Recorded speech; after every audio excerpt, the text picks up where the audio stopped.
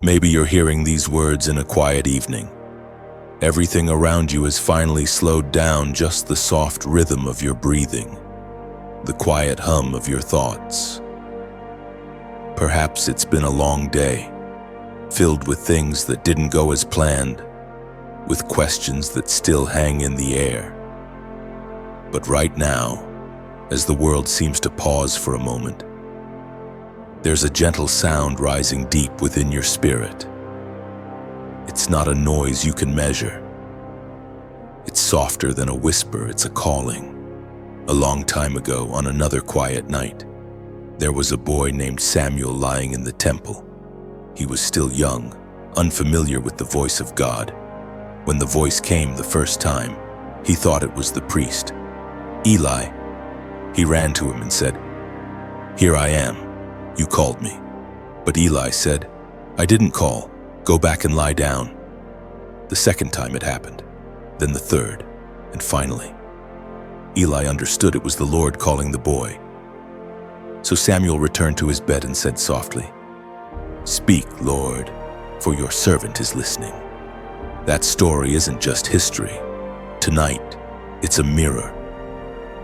Because maybe you too,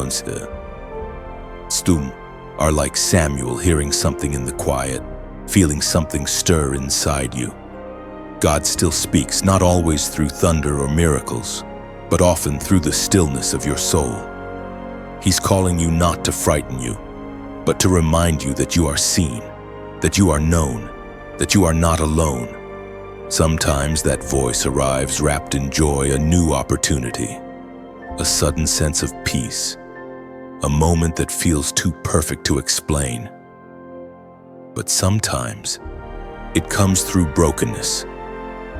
When the plan fell apart, when someone walked away, when you were left wondering if any of it mattered. Those moments are not proof of his absence, they're proof of his nearness. In the silence, he's whispering, "Listen to me." Many of us, like Samuel, run to the wrong voices. We turn to noise, to busyness, to people, to things we think will fill the silence. But the real voice, the one that carries purpose, waits patiently, calling again and again. Not because God has to repeat himself, but because love waits. Maybe you've asked God, "Why can't I hear you?" But sometimes he isn't silent. He's simply speaking softly enough that you must slow down to listen. Silence isn't empty, it's full of his presence. When the world grows quiet, the divine begins to speak. And maybe right now, this very message is that fourth calling, the one that finally reaches your heart. His voice doesn't thunder through the clouds tonight. It flows gently through these words, through your heartbeat, through this pause in your scrolling. He's calling your name again. Not to burden you, but to awaken you. Not to demand, but to invite. So take a breath. You don't have to figure everything out right now, just be here. Listen, because sometimes peace doesn't come when life makes sense, it comes when you realize you're not alone in it. The same God who walked through the temple in the night still walks through quiet rooms today. He still calls the ones who think they're too small, too ordinary, too broken. And from their humility, he brings forth purpose, as was spoken in the sacred texts of old, in the first book of Samuel, chapter 3, verse 10. The Lord came and stood there, calling as at the other times, "Samuel, Samuel." Then Samuel said, "Speak, for your servant is listening." Now take your name and place it there. The Lord is still standing near. He is still calling, waiting for your simple response, not perfection, just presence. Because when your heart whispers, "Here I am," everything begins to shift. He knows the sound of your voice, even when it trembles. Every prayer you've whispered through tears. Every sigh that never became words, he has heard it all. Nothing about you is unnoticed. Heaven keeps record not of your failures, but of every time your heart still chooses to believe. And perhaps tonight, belief is enough.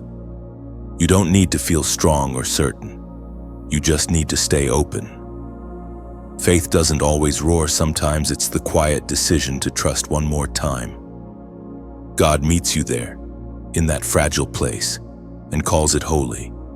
If a gentle peace has entered your heart while hearing this, that's not an accident. That's divine timing. God knew when you would need to hear this reminder that you are loved, chosen, and right on time. Before you leave this moment, take one small step, not out of pressure, but as an act of faith. If this message touched something inside you, like and share it so that another heart might hear what you just did. Subscribe to stay connected to words that bring life and light. And as a simple sign of your I am listening, comment the number 777 below the number of divine completeness and awakened faith. No matter how long the night feels, his voice still calls. And when you answer, morning begins to rise, not just outside your window, but within your soul. You've always felt it, haven't you? That quiet sense that you were different somehow. Not better, not superior, just different. Like there was something about you that never quite blended in. As a child, you might have wondered why you saw things others didn't, why you felt emotions more deeply, why silence sometimes spoke louder to you than conversation ever could. What you didn't know then was that heaven had already placed a mark upon you, invisible to the world, but unmistakable to the spirit. Before your first breath, before your first thought, before you ever faced joy or pain, you were seen. There was a moment, somewhere beyond time, when God looked upon your future and whispered, "This one is mine." From that moment on, your life carried a divine fingerprint that could never be erased. That's why you've never fully fit in. The things that make others comfortable sometimes feel foreign to you. The world celebrates noise, but your soul craves depth. Others chase belonging, but your heart longs for meaning. The things that made you feel like an outsider were never meant to shame you. They were meant to signal that you were set apart. You were marked from birth. That mark is not visible on your skin, but it pulses in your spirit. It is the quiet courage that rises when you are told to stay silent. It is the compassion that aches when you see someone hurting. It is the longing for something pure and eternal in a world that often feels hollow. The world doesn't recognize it, but heaven does, and darkness fears it. You've probably wondered why certain storms have followed you, why some seasons felt harder than others. It's because the marked ones are always tested differently. Gold is not refined in comfort, but in fire. Every hardship, every disappointment, every rejection, none of it was random. Each one has been part of the refining, revealing the mark within you. There have been moments when you tried to erase it, when you wanted to blend in, to be normal, to stop feeling everything so deeply. But you can't hide what heaven has written on your soul. Even in your attempts to disappear, God keeps finding you. You might walk into rooms trying to be invisible, yet somehow, light still bends toward you. That's not coincidence, that's calling. We are reminded through the writings of David in the Psalms, chapter 139, verse 16. Your eyes saw my unformed body. All the days ordained for me were written in your book before one of them came to be. Those words are not poetry, they are identity. They mean that nothing about you is an accident. The family you were born into, the path you've walked, even the wounds you've carried, all of it has been allowed by the author of your story. You may not understand every chapter, but the one who wrote them does, and his ink never fades. The mark you carry means you will often walk roads few understand. There will be people who look at your life and call it unusual, unpredictable, even impossible. But that's because they don't see what heaven sees. They don't see the covenant that was placed on your name before you even knew your own worth. Sometimes the mark feels heavy, Sometimes it feels like loneliness. But even that loneliness has a purpose. It teaches you how to hear the voice of God without needing the approval of man. It teaches you that your worth is not measured by applause, but by obedience. You are not here to mimic anyone else's journey. The comparison that has stolen your joy, the scrolling that's made you question your worth, those are illusions meant to distract you from your mark. Your calling cannot be copied, because your fingerprint is divine. The same God who paints sunsets differently every evening crafted your purpose with the same precision. There is no version of you that the world can replace. Every gift you have, your voice, your creativity, your compassion, your ability to see what others miss is part of the signature of heaven on your life. When you speak, when you write, when you comfort, when you create, you are revealing that mark to the world. That is why resistance rises every time you try to step into your purpose. The enemy doesn't attack the ordinary, he attacks what carries divine potential. You may have scars, but even those are holy. Each scar is a testimony that the mark still remains. You have walked through what should have broken you, yet you're still here softer, wiser, more awake. Every time you rise, heaven points and says, "That's the one I marked." So the question now isn't whether you are chosen, it's whether you will live like it. The mark is already there. It is time to stop hiding it under fear, under comparison, under self-doubt. God didn't mark you so you could blend in. He marked you so you could stand out, not for pride, but for purpose. Take a breath. Feel that quiet certainty in your chest. That's not arrogance. That's awareness. You were meant to bring something into this world that no one else can.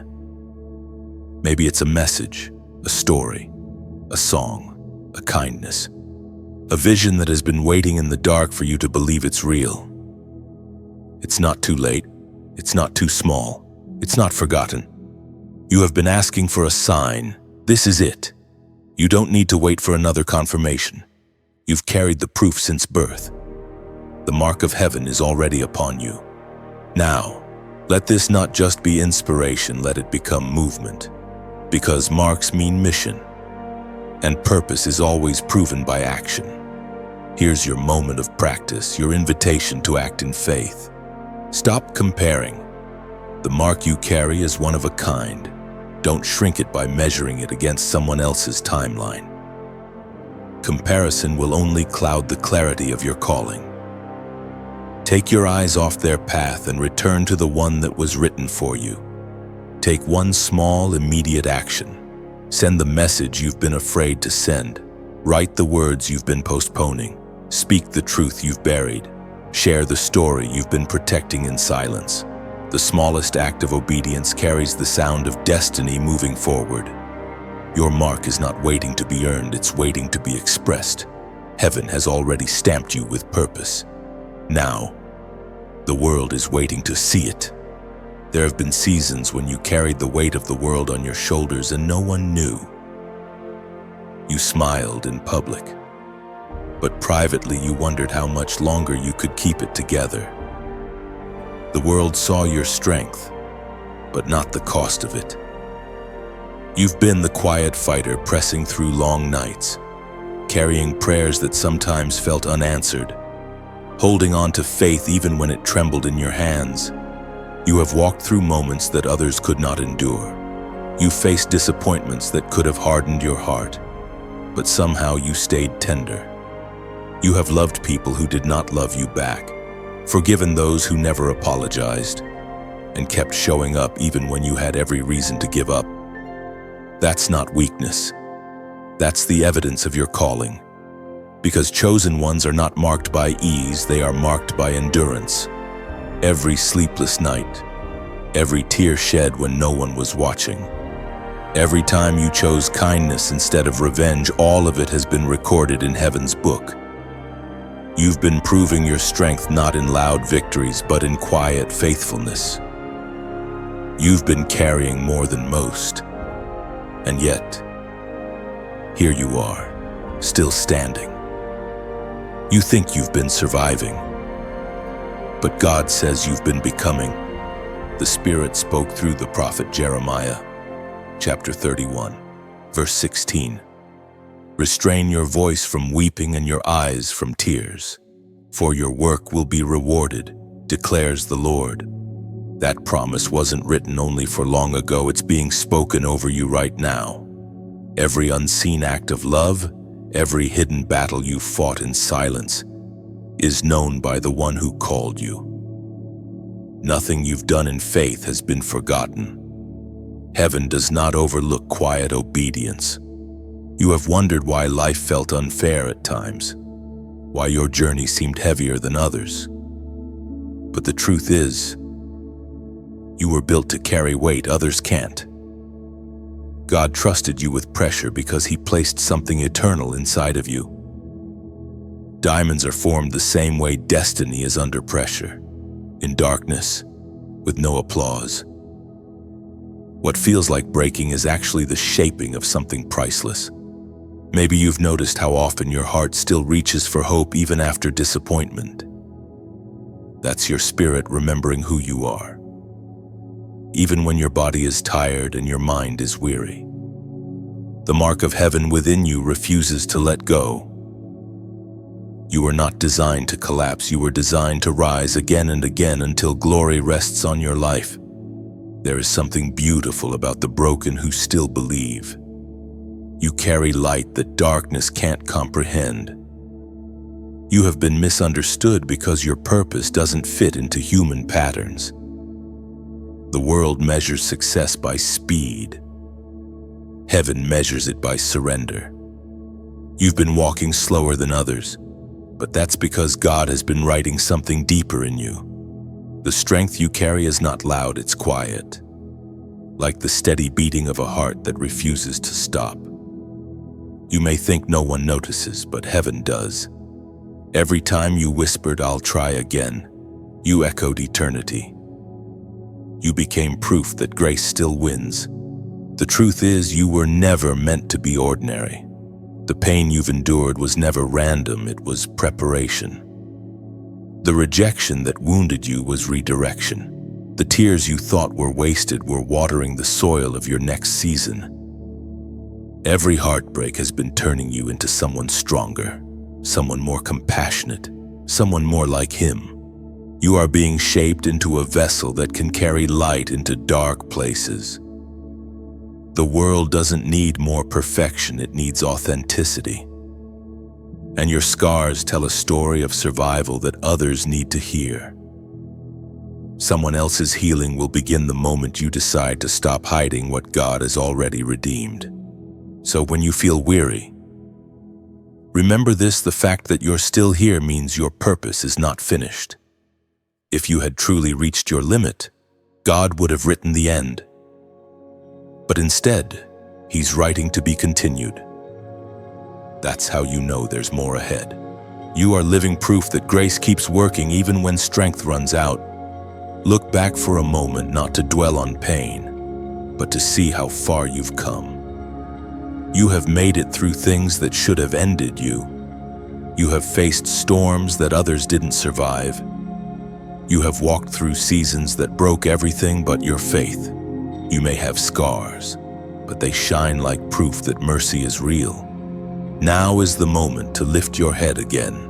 You don't need to have it all figured out, you just need to keep walking. The same God who carried you through your lowest valley will not leave you now. Your endurance is not in vain. Every tear, every ache, every prayer whispered in the dark is building something eternal inside you. Let this truth settle deep in your soul. You are not behind. You are being built. The process may feel endless, but heaven never rushes what it intends to last forever. And now, I want to invite you to do something small, something sacred. To go to the comments and write "still standing," not just as words, but as a declaration of truth. Because you are still here, still breathing, still believing. Those two words are not just a comment. They're a victory cry in the spirit. When you write them, you are saying, "My trials did not end me. My faith is still alive. I am still chosen." Heaven sees that act as faith in motion. Every time you speak truth over your life, you align your heart with God's word. You remind your spirit that the story isn't over. So write it boldly and let it echo through your day, still standing. Because you are the living testimony that what was meant to destroy you has only refined you. You are not a failure, you are the evidence that grace is stronger than pain. And as long as you keep standing, heaven keeps moving. There are moments in life when the world grows quiet, not because nothing is happening, but because heaven is rearranging everything behind the scenes. You may look around and see stillness, unanswered prayers, paused dreams, empty spaces where progress should be. But what feels like silence is often the sacred pause before divine movement. God has a rhythm that doesn't always match human timing. When He delays, it's not denial, it's design. The whisper before the storm, that's where you are right now. This calm, this tension, this stillness that both comforts and unsettles you. It's the in-between place where heaven is breathing on the next chapter of your life. You're not stuck. You're being positioned. You may not feel movement, but roots are deepening. Faith is stretching, and purpose is preparing to emerge. Every chosen one must pass through this phase, the place between promise and fulfillment. It's the quiet hallway where faith learns to walk without sight. It's where God tests your heart, not to punish you, but to strengthen your trust. Because if He gave you the answer too soon, you might cling to the gift instead of the giver. Think about the prophet Elijah, who once stood on the mountain waiting for God's voice. There was a great wind, but the Lord was not in the wind. There was an earthquake, but He was not in the earthquake. Then a fire still, not in the fire. And finally, a gentle whisper. That's when Elijah covered his face. He recognized that heaven often speaks the loudest through what seems silent. So if you find yourself in a season that feels like waiting, don't mistake stillness for abandonment. The absence of noise is not the absence of God. The same way the roots of a tree grow deeper when unseen, your faith is being fortified in silence. What feels empty is being filled with preparation. It was proclaimed in the second letter to Timothy, chapter 4, verse 5. But you keep your head in all situations, endure hardship, do the work of an evangelist, discharge all the duties of your ministry. This isn't just a call for preachers, it's a call for every chosen soul. Keep your head means stay steady when everything feels uncertain. Endure hardship means see every challenge as training, not punishment. God doesn't waste effort. He's shaping you into someone who can carry the weight of destiny with grace. You've been asking for clarity, and maybe that's why the noise has stopped. Because sometimes God clears the room before He speaks. When every voice fades, His voice becomes unmistakable. Look closely, and you'll see signs of preparation all around you. The relationships shifting, the opportunities that paused, the things that no longer fit, they're not random. Heaven is decluttering your path. It's removing what cannot travel with you into the next season. The pruning feels painful, but it's actually protection. There is a kind of stillness that comes before divine acceleration. Like the moment before sunrise, the air grows heavy, the world holds its breath, and then light breaks suddenly. That's how divine timing works. One moment it's quiet, the next it's unfolding faster than you can process. God is teaching you patience, because what He's preparing is too sacred to be rushed. If you could see what heaven sees right now, you'd stop worrying about delays. You'd realize that every unanswered prayer is aligning you with something better than what you asked for. The closed doors weren't rejection, they were redirection. God's silence isn't punishment, it's a pause filled with purpose. Every chosen one learns to recognize this pattern right before breakthrough. Everything goes still. The noise stops. The movement halts. Even your emotions seem numb. It's because the next thing God is about to do will require your full attention. The whisper before the storm, that's God leaning close, saying, "Get ready. I'm about to move. You are not behind." You are in the quiet chapter where faith becomes unshakable. This is where trust is built, not when everything makes sense, but when you choose to believe in the silence.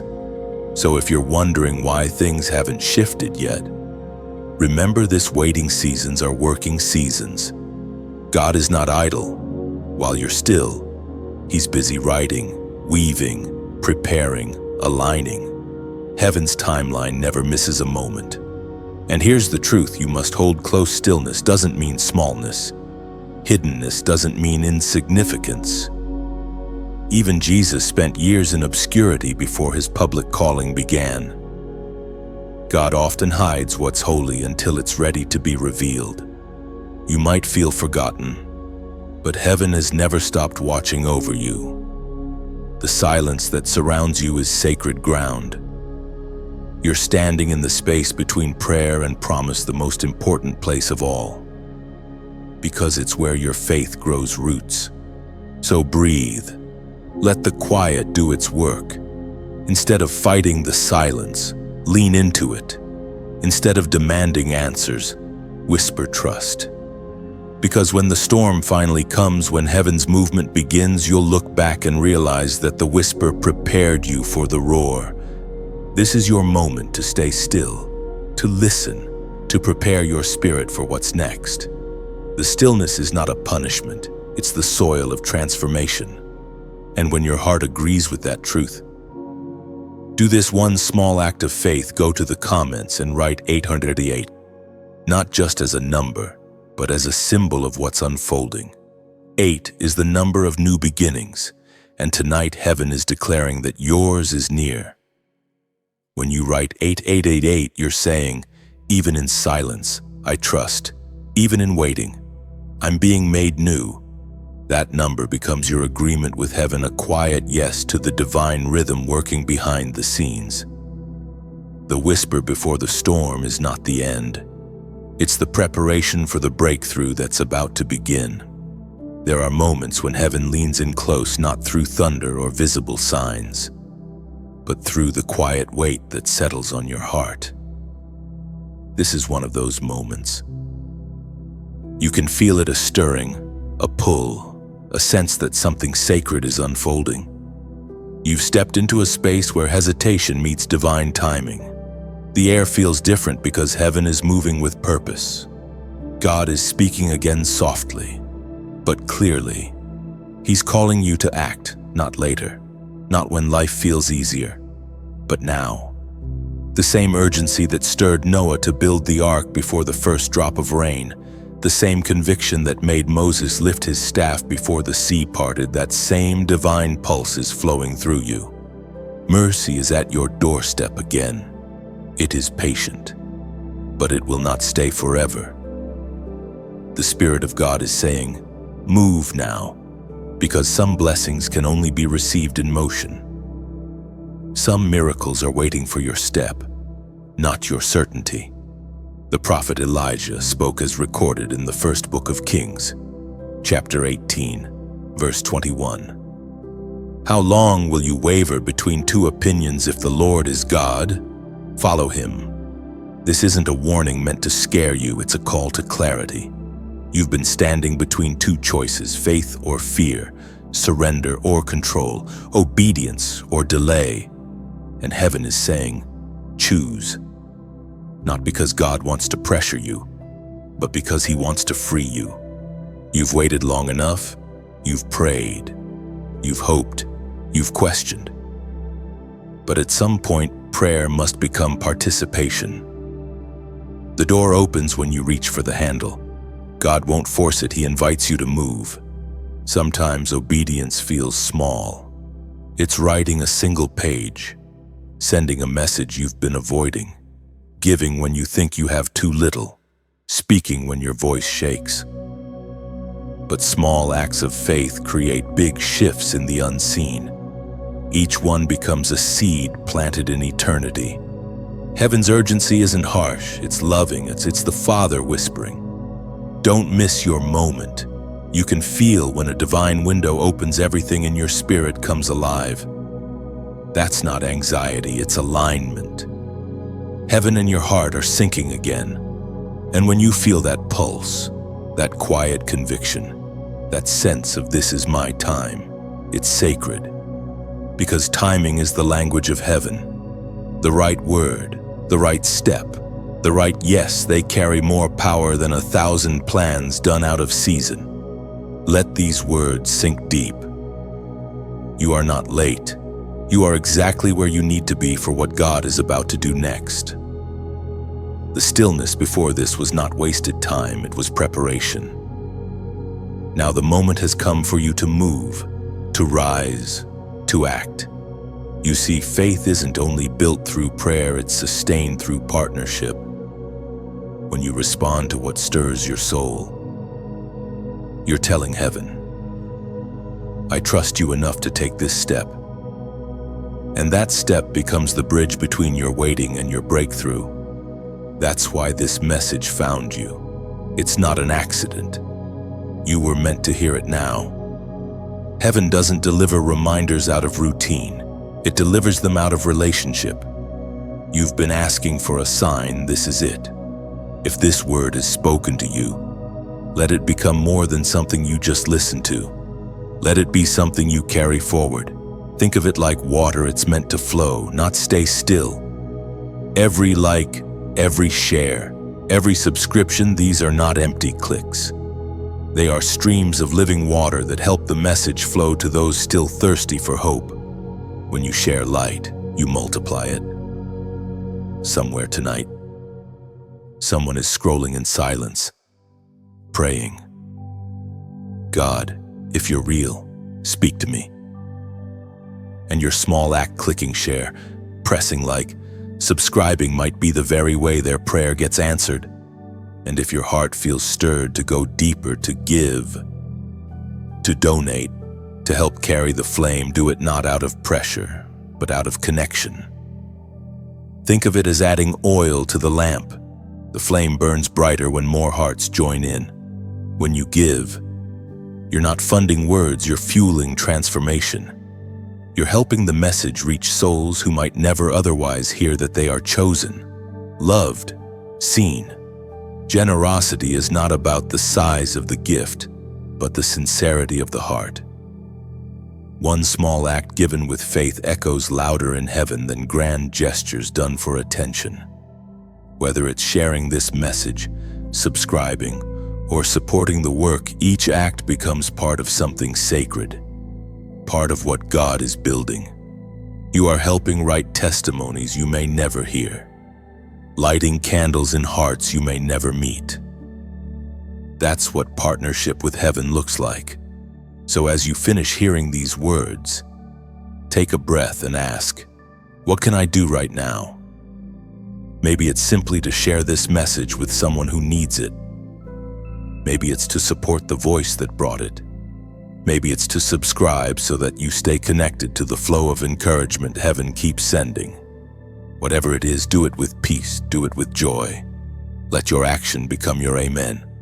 Because when you respond, heaven notices. You become not just a listener, but a light carrier, someone through whom hope travels.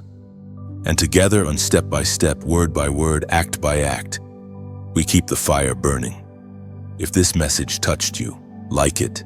If it made you remember your purpose, share it. If you want to keep walking this journey of faith with us, subscribe. And if your heart feels led, give not out of pressure, but out of gratitude for what God is doing through this movement. Every gesture matters, every act plants light. And somewhere, someone's darkness will begin to lift because of what you chose to do today. There comes a moment in every chosen life when everything begins to crack. The walls you've leaned on start to tremble. The things that once felt certain suddenly shift beneath your feet. It's not because you did something wrong, it's because you've reached the breaking point. And though it feels like the end, it's actually the beginning of something sacred. This is where strength stops being an image and becomes something real. The breaking point is not where God leaves you, it's where He meets you. It's where all your strength runs out and all of His begins. You felt it before, the weight that makes breathing hard, the nights that stretch too long, the questions that echo without answer. You've told yourself to hold it together, to stay strong for everyone else. But the truth is, breaking doesn't mean failing. Breaking means you've carried something heavy for too long on your own. God never asked you to be unbreakable. He asked you to be honest. In the breaking, the masks fall away. The polished words stop working. The strength you tried to fake melts down into the only prayer that ever truly reaches heaven. God, help me. That's when things start to change, not because the situation gets easier, but because your heart finally opens wide enough for grace to enter. It was proclaimed in the second letter to Timothy, chapter 1, verse 7.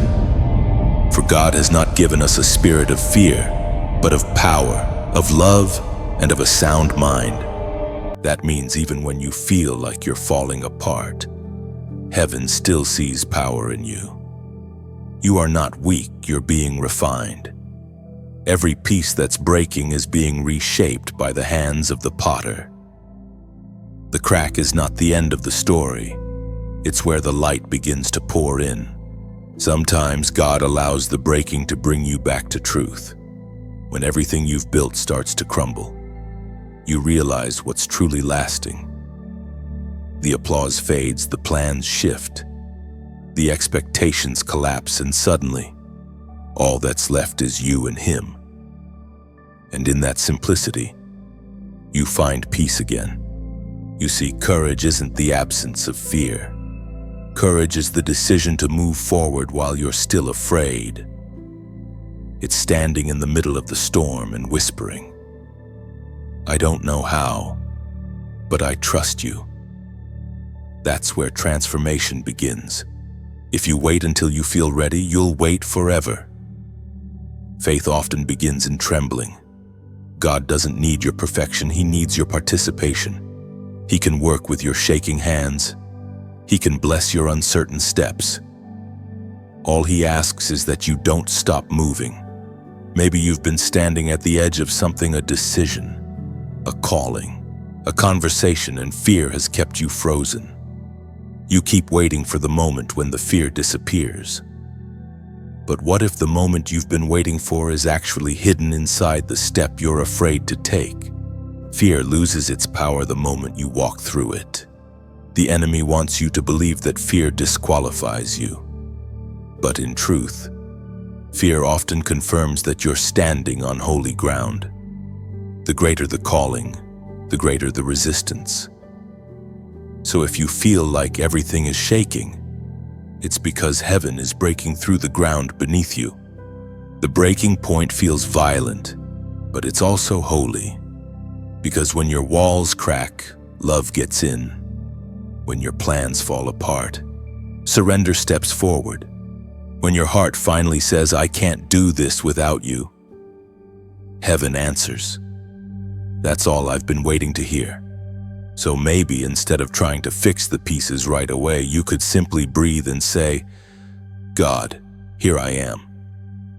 Sometimes healing doesn't start with solving, it starts with surrender. This is where your power hides, not in holding it all together, but in handing it over. Take a moment and feel that truth. Let it settle into the places that hurt the most. You're not being punished. You're being prepared. The pressure you feel isn't crushing you, it's shaping you. The same way a seed must split before it grows. Your breaking point is birthing something new. You are stronger than you think, but not in the way the world defines strength. Real strength isn't about never falling apart, it's about finding your way back to peace even after you do. It's choosing to believe that God is still working, even when you can't see how. The breaking point doesn't end your story. It purifies it. It strips away the noise and brings you back to the sound of your own heartbeat, the rhythm God placed there long before the chaos began. And maybe tonight, you don't need to have answers. Maybe all you need is to exhale, to let the tears come, and to know that heaven counts each one. You're not forgotten. You're being rebuilt. Now, as you step out of this moment and back into the noise of the world, take this with you, a simple practice to keep your spirit anchored even in the breaking. First, act small, even in fear. Courage isn't the lack of fear, it's movement inside it. Make one small, brave move today. Send the message you've been afraid to send. Take the step you've delayed because of doubt. Remember, the sea doesn't part until you move your foot into the water. Second, give your fear to God. Don't hold it alone. You don't need perfect words. You don't need long prayers. Just honesty. Whisper what scares you. Tell him where it hurts. Heaven doesn't need eloquence, it needs truth. Sometimes the most powerful prayer is simply, "Lord, I'm scared, help me." When you do that, something sacred happens. The weight lifts, the storm quiets, and strength begins to rise again. Your breaking point is not your burial, it's your birthplace. You are not falling apart, you are being remade. Every tear, every tremor, every step forward through fear is heaven writing resurrection into your story. There is something about light that cannot be denied. Even the smallest flame changes the entire atmosphere of a dark room. It doesn't argue with the darkness, it simply exists. And by existing, it wins. That's what your presence does. You carry light not borrowed, not temporary, but born within you. It's the light that terrifies darkness, the kind that cannot be dimmed no matter how heavy life becomes. You may not see it, but others do. They feel calmer when you enter the room. They breathe easier when you speak. Sometimes they can't explain why, but your peace disarms their chaos. That's because what you carry is not ordinary comfort, it's spiritual presence. The same light that hovered over the deep before creation, the same light that broke the silence with the words, "Let there be," burns quietly inside you. And maybe you've wondered why certain people react strangely to you, why some keep their distance, why you've been misunderstood for no reason. It's not because something is wrong with you, it's because something is right. Darkness recognizes the ones who carry light and it trembles. When you step into places heavy with confusion, conflict, or pain, something unseen begins to shift. The air changes, the atmosphere aligns. That's what happens when the marked ones walk into the room. But carrying light is not easy. It means walking through shadows that others avoid.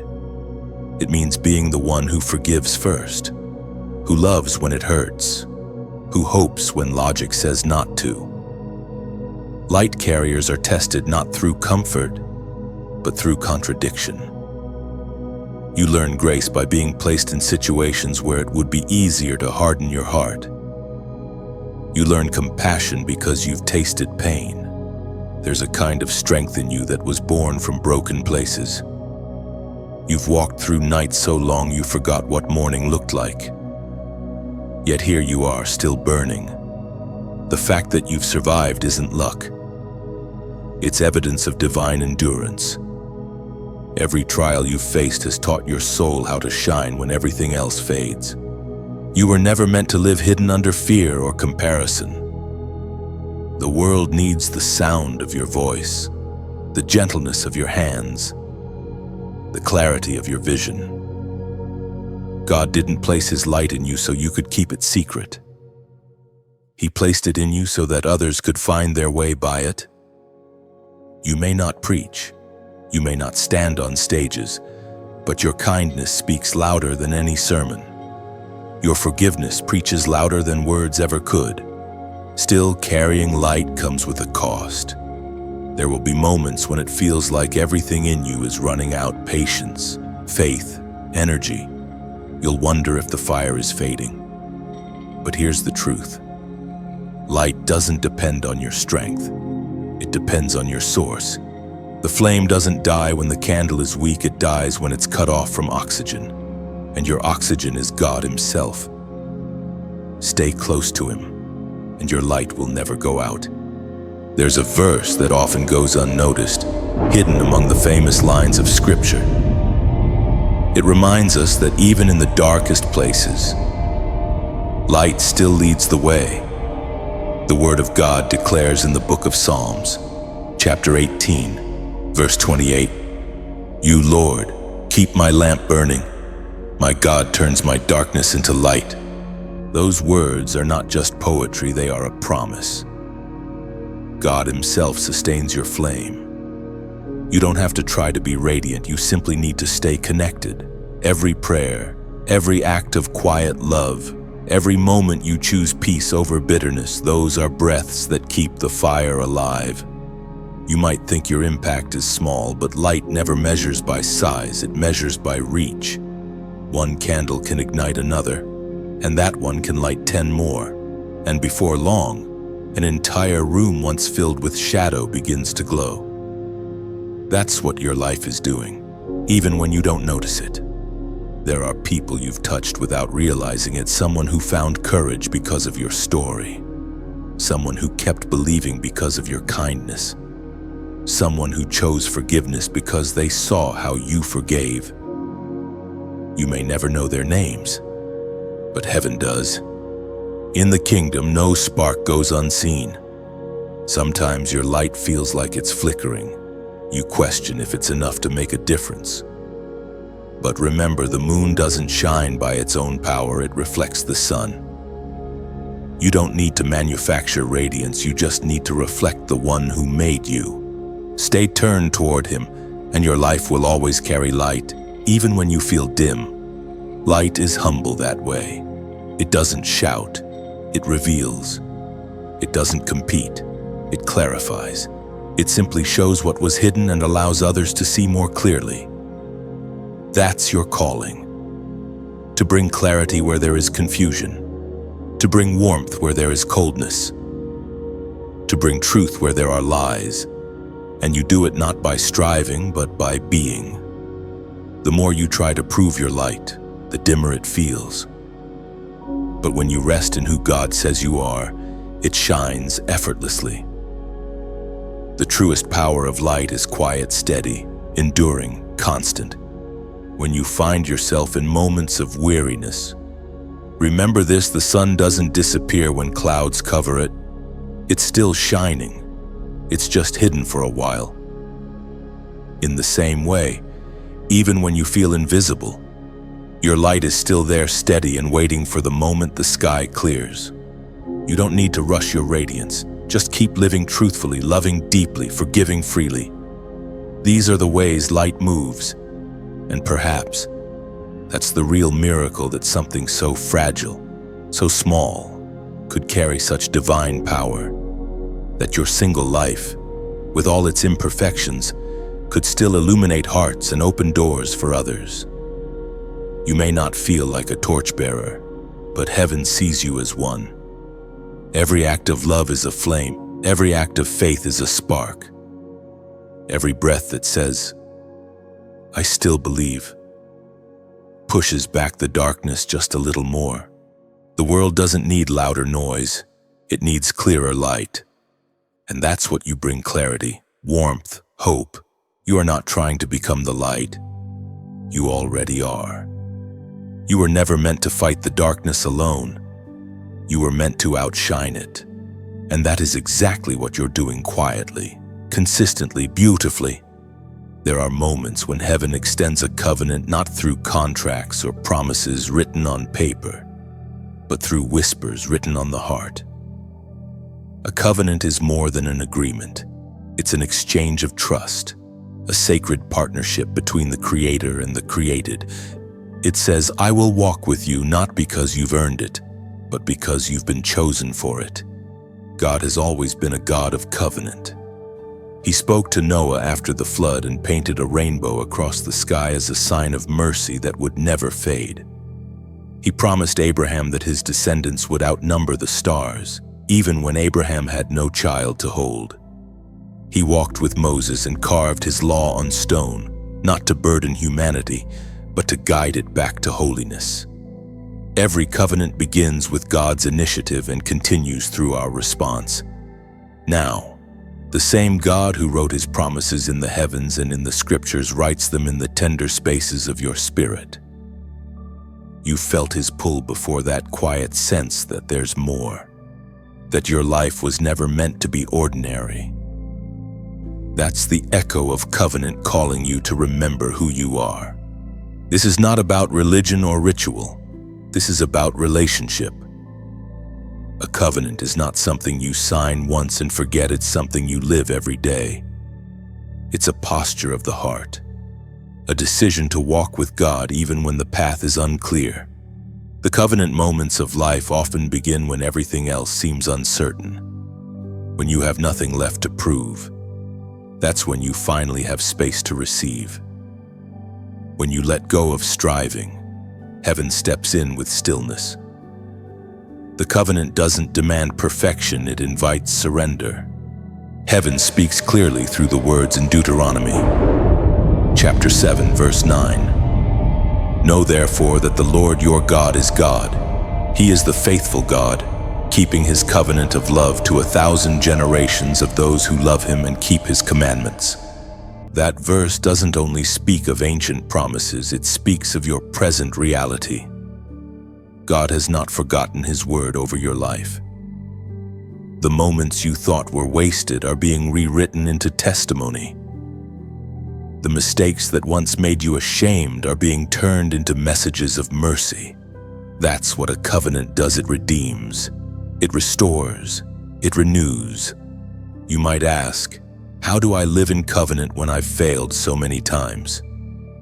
The answer is simpler than you think. Come back. Covenant is not about flawless performance. It's about faithful return. God doesn't measure how many times you fall. He celebrates the moment you turn back toward him. Maybe you've broken promises. Maybe you've wandered. Maybe you've doubted if God could still use you. But the covenant isn't built on your consistency, it's built on his. His faithfulness is the foundation that holds your fragile yes. When you walk in covenant, you start to notice small miracles everywhere, strength that wasn't there before, peace that doesn't make sense, doors that open after seasons of silence. The covenant doesn't always change your circumstances right away, but it changes how you walk through them. You stop reacting in panic and start responding in peace. To walk in covenant means to walk in continual conversation with God. Not long prayers, not lofty speeches, just truth. Lord, I'm tired. Lord, I'm grateful. Lord, I don't understand, but I trust you. That's covenant language. It's raw, it's real, and heaven loves it. When you remember that God has promised to stay, something inside you stops running. You no longer chase validation because you already belong. You no longer live in fear of losing what's sacred because you realize the covenant is sealed not with ink, but with blood, his sacrifice, his love. Covenant brings clarity. It reminds you that you are not just surviving life, you are partnering with heaven in shaping it. Every act of obedience, every moment of kindness, every choice to forgive is a thread in that eternal agreement. You may not always feel worthy, but worthiness was never a requirement, only willingness. God can do more with your simple yes than with 1,000 excuses. When you say, Lord, I'm yours, you are reaffirming the covenant that has been waiting for your voice. Maybe tonight is that moment for you, the moment to renew your yes. Not a loud one, not a dramatic one, just a quiet, sincere yes, the kind that changes everything because it's real. And when that yes rises from your heart, let it echo outward. As a sign of that quiet agreement between heaven and earth, go to the comments and write, "I am His." Just 3 words, yet they carry the weight of eternity. When you type them, you are not performing, you are proclaiming, you are saying, "Even in my uncertainty, I belong to the one who called me." You are declaring to heaven, to earth, and to your own soul that you remember who you are. Those words are not small. They are a seal. They are a reminder that no matter where you go, you are tethered to divine love. And every time you say them, "I am His," you strengthen the covenant thread between your heart and the heart of God. When storms come, whisper it again. When blessings overflow, whisper it again. When fear tries to make you forget, whisper it again. Because covenant isn't a single moment, it's a rhythm, a heartbeat that keeps you connected to the source of all things. So breathe, rest in that truth. You don't have to chase what is already promised. You don't have to earn what has already been given. The covenant still stands. The invitation is still open, and your place in it has never been revoked. There was a man named Joseph, a dreamer whose life seemed to move backward before it ever moved forward. He saw visions of greatness, of leadership, of divine favor. But before he ever touched a crown, he was thrown into a pit, sold into slavery, and locked away in a prison. The distance between his dream and his destiny was filled with disappointment. Yet what looked like punishment was actually preparation. The prison was not the end. It was the warning before the throne. The darkness Joseph sat in wasn't a curse, it was the final test before elevation. God was refining his heart, stripping away pride, impatience, and bitterness, so that when Joseph finally stood before Pharaoh, he would be ready not just to rule, but to serve. You might be in that same kind of place now, confined by invisible walls, waiting for something to change, wondering why your dreams feel delayed. But remember Joseph. Before the crown came the chains. Before the recognition came rejection. Before the palace came the prison. The seasons that feel like punishment are often the classrooms of purpose. The Spirit spoke through the prophet Isaiah, chapter 48, verse 10. "See, I have refined you, though not as silver. I have tested you in the furnace of affliction." Joseph's story reminds you that divine timing doesn't follow human logic. When you're chosen for something great, the pressure is greater, the braking is sharper, the waiting is longer. Because the weight of what's coming requires deeper strength than comfort could ever build. In the darkness of the cell, Joseph could have surrendered to despair, but he didn't. He served faithfully where he was, interpreting dreams for others while his own remained unfulfilled. That's what chosen ones do. They keep giving even when they feel forgotten. They keep believing even when evidence disappears. And heaven takes notice. When the appointed time came, everything changed in a single day. The same prison doors that once trapped him opened to release him. The same voice that once ignored him summoned him before the king. That's how God moves suddenly but never randomly. The miracle always comes after the test has done its work. Perhaps you've been asking, why am I still here? Maybe this is your prison season, your refining fire. But hear this, your confinement is not a punishment. It's a classroom. God is teaching you humility, patience, and endurance. Because the next level of your calling cannot be entered with an unprepared heart. The prison of waiting is the final warning before the palace of influence. When Joseph rose from his cell, he didn't just step into freedom, he stepped into responsibility.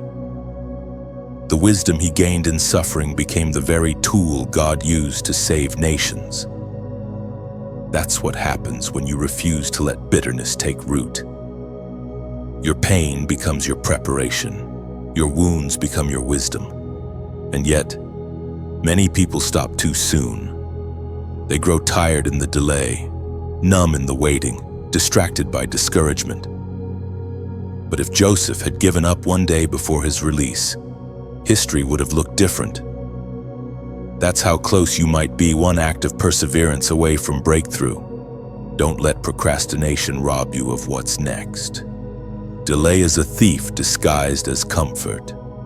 Every time you say, "I'll do it tomorrow," the enemy whispers, then you'll never do it. The spiritual battle isn't always against visible giants. Sometimes it's against the quiet lure of delay. So how do you overcome it? You start moving again, even if it's small, even if it's trembling. Spiritual awakening doesn't begin with a sermon, it begins with a decision.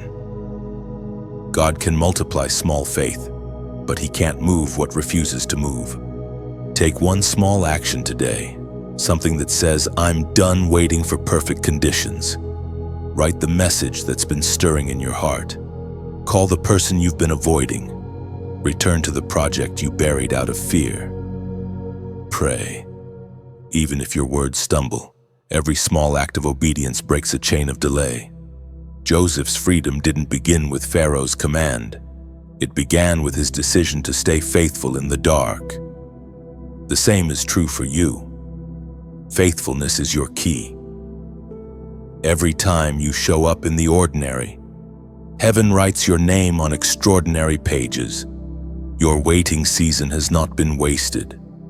Every sleepless night, every unanswered prayer, every hidden moment, all of it has been shaping you for what's next. You may not see it yet, but the pressure you feel right now is the signal that heaven is near. The birth of destiny always comes with labor pains. So take this as your call to awaken. No more spiritual sleepwalking. No more telling yourself someday. The shift doesn't begin in the world around you. It begins in the world within you. God has already placed the key in your hands. It's called obedience. Today, make a decision that your future self will thank you for. Read the verse, say the prayer, write the vision, take the walk. Open your heart. Whatever small act you can offer, do it now. The smallest motion forward is still motion. And when fear tries to whisper that it's too late, remember Joseph. The man who was forgotten by men was remembered by God at exactly the right time. Heaven never forgets. Delay is not denial. It's divine sequencing. You are standing on the threshold of change, and your next step matters. You don't need to see the full staircase. Just take the first step. Because the same God who led Joseph out of prison still leads you out of yours. Before the crown, there is always a cell. Before the light, there is always a night. But the dawn always comes. And when it does, you'll look back and realize the prison wasn't your end. It was your preparation for purpose. So as you finish hearing this message, take it as a sacred challenge to wake up, to move, to act. Don't let hesitation harden into habit. Don't let fear disguise itself as wisdom. God doesn't need you to be ready, He needs you to be willing. Start now, rise now, step now, because the door is already unlocking. There comes a moment when all the threads begin to pull together, when everything you've lived through starts to make sense. The waiting, the silence, the tears, they were never wasted. Heaven has been weaving them into something greater than you imagined. The season of hiddenness is ending, and what was forming in the dark is now ready to be revealed. You are stepping out of obscurity and into purpose. You are no longer the one overlooked. You are the chosen one. When Joseph walked out of the prison, he didn't just change his location, he changed his identity. In one breath, he went from forgotten to favored. That's what divine elevation looks like. It happens suddenly, but only after years of preparation. You, too, are standing on that threshold.